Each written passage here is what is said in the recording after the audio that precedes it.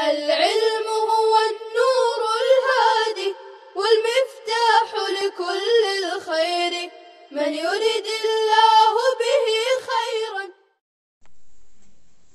الحمد لله وكفى وسلام على عباده الذين اصطفى اما بعد. باب المعاصی من امر الجاہلیہ ولا يكفر صاحبها بارتكابها الا بالشرك لقول النبي صلى الله عليه وسلم انك امرؤ فيك جاهلية وقول الله تعالى ان الله لا يغفر ان يشرك به ويغفر ما دون ذلك لمن يشاء.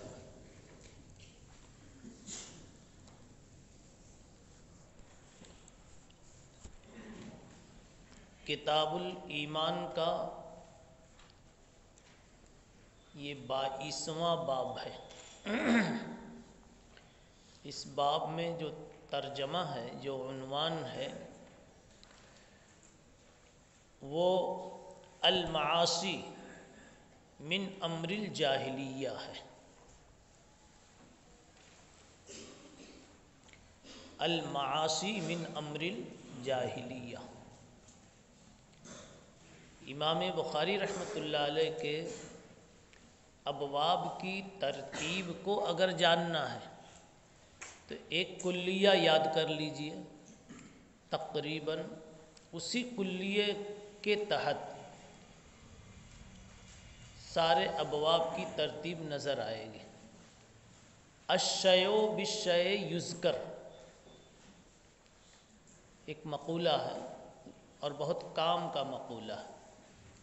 الشیء بالشیء یذکر کہتے ہیں بات سے بات نکلتی گئی اور بڑھتی گئی. بات سے بات نکلتی ہے. امام بخاری رحمۃ اللہ علیہ کے تمام عناوین میں اسی طرح کی ترتیب نظر آتی ہے، چاہے وہ بنیادی عناوین ہوں جیسے کہ باب الوحی، پھر کتاب الایمان، پھر کتاب العلم، پھر کتاب الوضو. مثلا وحی سے بات شروع کی، پھر ایک بات نکل گئی، ایمان پیدا ہو گیا.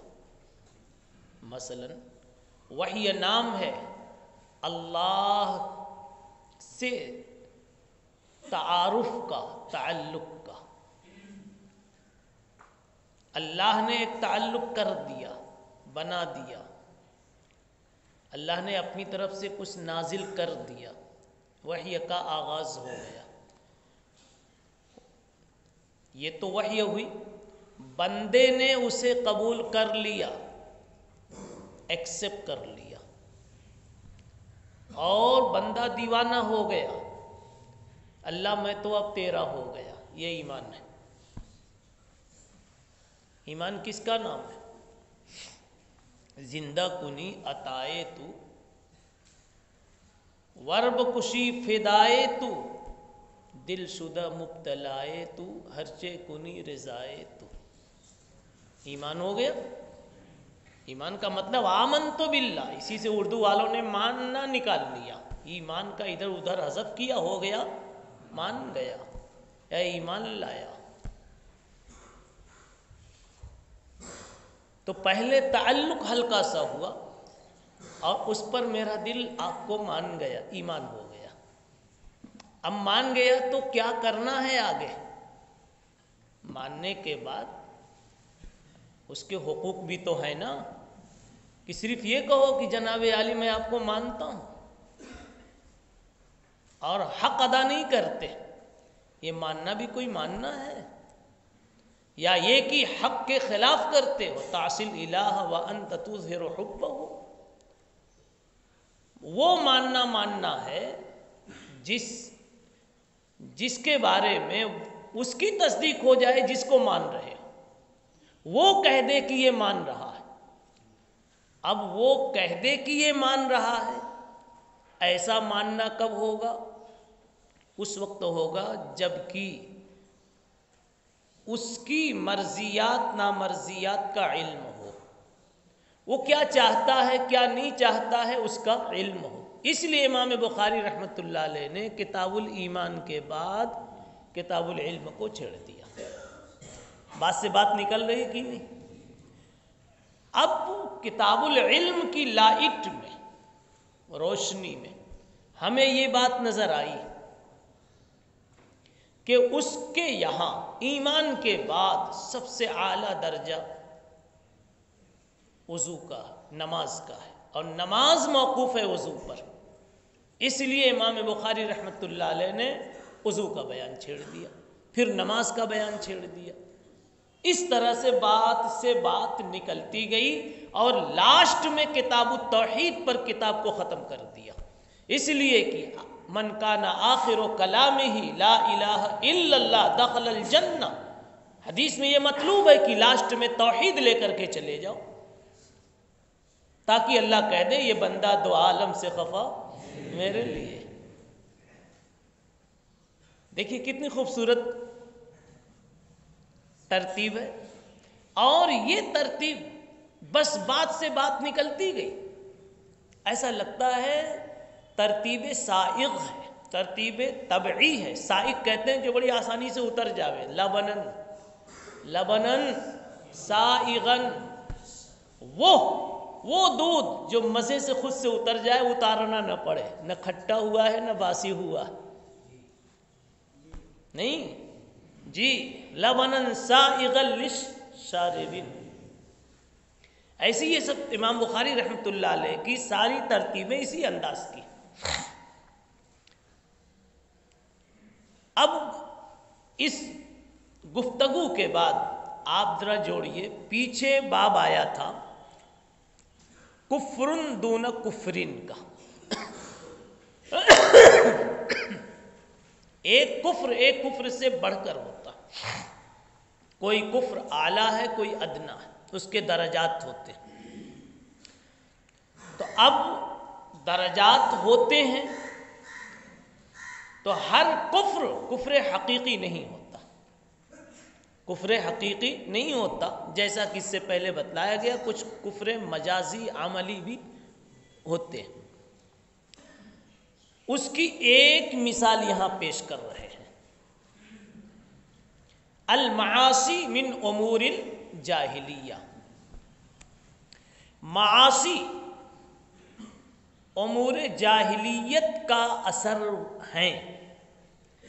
معصیتیں جتنی وجود میں آتی ہیں جاہلیت کے اثرات کا ثمرہ ہوتی ہے۔ جاہلیت کا اثر باقی ہے، اس لیے معصیت وجود میں آئی۔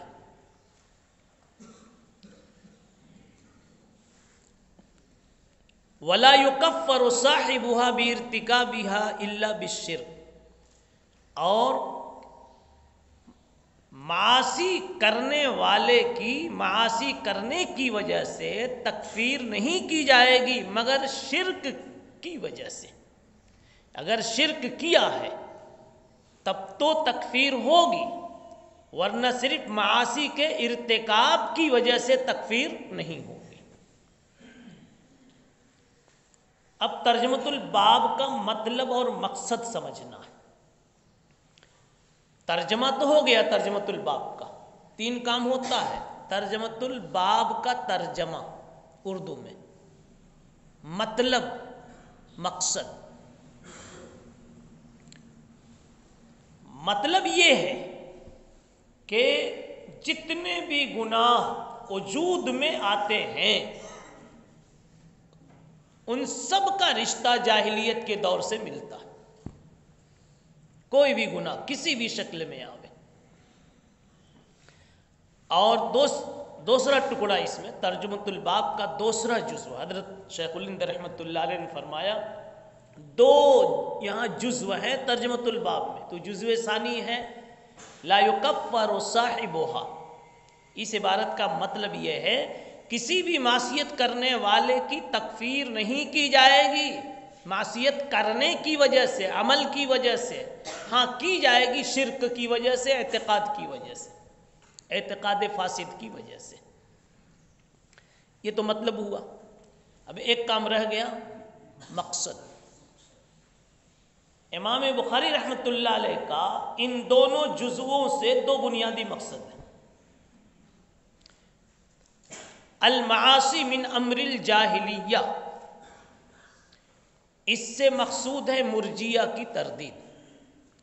مرجیہ نے کہا تھا معاصی لا تضر مع الایمان، المعصیۃ لا تضر مع الایمان، کوئی معصیت ایمان کے ہوتے ہوئے مضر نہیں ہوتی، اس لیے ایمان والا کوئی بھی گناہ کرے اس کے لیے کوئی پریشانی کی چیز نہیں، پکڑ کی چیز نہیں، مواخذے کی چیز نہیں۔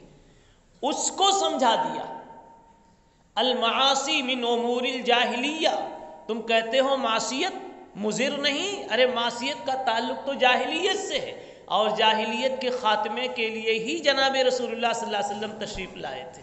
اگر یہ چیز مضر نہ ہوتی انسانوں کے لیے تو آپ کو اس مقصد کے لیے کیوں بھیجا جاتا؟ تو مرجیہ کی تردید ہو گئی۔ دوسرا ٹکڑا، اس سے عام عمل کی اہمیت سمجھ میں آئی، اعمال صالحہ کی اہمیت اور اعمال سیئہ کی شناعت۔ المعاصی من امور الجاہلیہ سے، من امر الجاہلیہ سے کیا بات سمجھ میں آئی؟ اعمال صالحہ کی اہمیت اور اعمال سیئہ کی شناعت۔ مرجیہ کا مکمل رد ہو گیا۔ معاصی سے بچنا ضروری ہے تو طاعات کا کرنا، اعمال صالحہ کا کرنا بھی ضروری ہے۔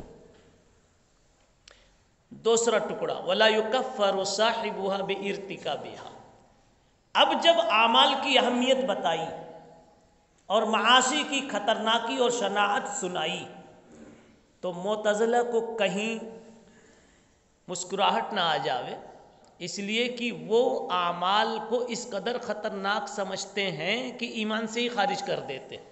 معتزلہ اور خوارج دونوں، ان کا مسلک پہلے آپ جان چکے کہ معصیت کی وجہ سے، ترک عمل کی وجہ سے انسان ایمان سے خارج ہو جاتا ہے۔ خوارج کے یہاں وہ کفر میں پہنچ جاتا ہے، اور معتزلہ کے ہاں وہ کفر میں نہیں پہنچتا، ایمان سے نکل کر کفر سے پہلے کسی منزل میں معلق ہوتا ہے۔ وہ منزلۃ بین المنزلتین کے قائل ہے۔ اب معتزلہ کہیں خوش نہ ہو جائیں اور خوارج کہیں خوش نہ ہو جائیں، اس کی وجہ سے امام بخاری رحمۃ اللہ علیہ یہ ٹکڑا بڑھا رہے ہیں، ولا یکفر صاحبها، لیکن معاصی کرنے والے کی تکفیر نہیں ہوگی ان کے معاصی کرنے کی وجہ سے۔ یعنی کیا مطلب؟ بدعملی باعث کفر نہیں ہے، الا بالشرک، ہاں شرک کا کوئی کام کرے، الا بالشرک، شرک کا کام کرے تو تکفیر ہوگی، اور شرک عمل بدعملی سے نہیں ہوتا ہے بلکہ بد اعتقادی سے ہوتا ہے۔ ولا یکفر الا ولا یکفر بارتکابها ولکن یکفر باعتقادها، یہ خلاصہ نکلا کہ ارتکاب معصیت سے کوئی کافر نہیں ہوگا لیکن غلط اعتقاد سے کافر ہو سکتا ہے۔ مثلا نماز چھوڑ دی، کافر نہیں ہوا، لیکن نماز کی فرضیت کے سلسلے میں غلط اعتقاد کر لیا اور فرضیت کا انکار کر دیا تو کافر ہو گیا۔ اس لیے امام بخاری علیہ الرحمہ معتزلہ اور خوارج کو بتا رہے ہیں کہ آپ خوش مت ہونا، ہم نے معاصی کو ایک خطرناک چیز کی شکل میں پیش کیا، تو آپ یہ خوش مت ہونا کہ معاصی کی وجہ سے ایمان نکل گیا، ایمان نہیں نکلا۔ ہاں ان معاصی کو کوئی اس کے تعلق سے غلط اعتقاد کر لے، جو شریعت نے اعتقاد کا درجہ دیا ہے اس کے خلاف کر لے، پھر وہ ایمان سے نکل جائے گا۔ یہ تو ترجمۃ الباب پر گفتگو ہوئی۔ اب اس کے لیے دلیل دے رہے ہیں، دو دلیلیں امام بخاری رحمۃ اللہ علیہ نے ذکر فرمائی۔ ایک حدیث کا ٹکڑا ہے، انک امرؤ فیک جاہلیہ، دیکھیے یہ ایک حدیث، ایک لمبی حدیث کا ایک چھوٹا سا ٹکڑا نکالا، وہ حدیث آگے آ رہی ہے اسی صفحے میں۔ اس حدیث کا تعلق حضرت ابو ذر غفاری رضی اللہ تعالیٰ عنہ سے۔ ہوا یہ تھا کہ ایک مرتبہ حضرت ابو ذر غفاری رضی اللہ تعالیٰ عنہ کی کچھ سخت کلامی ہو گئی حضرت بلال حبشی کے ساتھ۔ بلال حبشی کو انہوں نے طعنہ دیتے ہوئے کہہ دیا، یبن السودا، اے کالی خاتون کے بیٹے، تم کیا بولتے ہو؟ آدمی بول دیتا نا کبھی خاندانی اعتبار سے، کسی اعتبار سے طعنہ دے دیتا۔ آر دلا دیا حضرت بلال کو، کس نے؟ حضرت ابو ذر غفاری نے آر دلا دیا۔ حضرت بلال رضی اللہ تعالی عنہ کا دل دکھ گیا کہ میری سیاہی، میرا سواد، میرا کالا پن یہ تو اللہ نے دیا ہے نا، یہ میرے لیے آر کی چیز کیوں سمجھ لیا تم نے؟ رسول اللہ صلی اللہ علیہ وسلم سے شکایت کر دی۔ ابو ذر بلائے گئے، ابو ذر تم نے اعیرت بلالا بسواد امہ، تم نے بلال کو ان کے ماں کے کلر کی وجہ سے آر دلایا ہے؟ انہوں نے کہا نعم یا رسول اللہ، مجھ سے یہ غلطی ہو گئی۔ پھر اسی وقت حضرت ابو ذر غفاری، تو آپ صلی اللہ علیہ وسلم نے اسی وقت یہ جملہ کہا ابو ذر سے، انک امرؤ فیک جاہلیہ، ابو ذر تم ابھی ایسی ایسی باتیں بولتے ہو کہ لگتا ہے جاہلیت کا اثر باقی ہے۔ انک امرؤ فیک جاہلیہ، لگتا ہے ابھی بھی اثر باقی ہے۔ اب آگے تھوڑی سی بات ہے وہ بھی پوری کر لیجئے کہ رسول اللہ صلی اللہ علیہ وسلم کے سامنے ہی وہ زمین پر لیٹ گئے، اپنا رخسار زمین پر رکھ کے لیٹ گئے اور کہنے لگے لا ارفع خدی، میں اپنا رخسار اب زمین سے نہیں اٹھاؤں گا، حتی یطأ بلال خدی بقدمی، یہاں تک کہ بلال اپنے قدم سے میرے رخسار کو رود نہ لے۔ میں نے بہت بڑا گناہ کیا، مجھے ذلیل کرو، میں نے بلال کو کیوں ایسا کہہ دیا؟ بس یہ پوری بات۔ اس کے بعد آپ نے کچھ اور سمجھایا، اس کے بعد اب یہ بات یہاں آئی ہے، امام بخاری اس سے کیا ثابت کرنا چاہتے ہیں؟ امام بخاری رحمۃ اللہ علیہ یہ کہنا چاہتے ہیں کہ دیکھو حضرت بلال کے تعلق سے ابو ذر نے ایک جملہ کہا جو ناپسندیدہ تھا، ایک گالی کا جملہ ہو گیا، اس میں یہ بھی ہے ساببتو، گالم گلوچ بھی ہوا تھا، یعنی سخت کلامی ہوئی تھی۔ اور پھر یہ بھی ہے کہ آپ صلی اللہ علیہ وسلم نے کہا کہ یہ جاہلیت کا اثر ہے جو تم ایسا بول رہے ہو، مگر اس کے باوجود بھی آپ صلی اللہ علیہ وسلم نے حضرت ابو ذر غفاری کو تجدید ایمان کا حکم نہیں دیا۔ پتہ چلا کہ معصیت کی وجہ سے ایمان سے بندہ خارج نہیں ہوتا۔ ہو گئی بات۔ اور دوسری بات، مرجئے کی بھی تردید ہو گئی، تین فرقوں کی ایک ساتھ تردید ہو رہی، معتزلہ اور خوارج دونوں خروج عن الایمان کے سلسلے میں ساتھ ہیں، ان کی ہو گئی۔ مرجئہ نے کہا معصیتوں سے کچھ فرق نہیں پڑتا اور طاعت کی کوئی ضرورت نہیں۔ ارے فرق پڑا تو جبھی تو آپ صلی اللہ علیہ وسلم نے ان کو کیا ہے زجر کیا، توبیخ فرمائی اور کہا انک امرؤ فیک جاہلیہ۔ اگر معصیت مضر نہیں ہوتی تو آپ صلی اللہ علیہ وسلم یہ بات نہ کہتے۔ اب اسی بات کو آیت سے بھی ثابت کر رہے ہیں امام بخاری رحمۃ اللہ علیہ، ان اللہ لا یغفر ان یشرک بہ ویغفر ما دون ذلک لمن یشاء۔ اللہ تعالی بخشش نہیں فرمائیں گے شرک کی اور بخش دیں گے اس سے نیچے کے سارے گناہ کو جس کے لیے بھی چاہیں گے۔ پتہ چلا شرک معاف نہیں، اور شرک کا تعلق اعتقاد سے، جی شرک اسی لیے اوپر کہہ دیا لا یکفر صاحبها بارتکابها الا بالشرک۔ شرک بول کر کے شرک بھی مراد ہے اور کفر بھی مراد ہے۔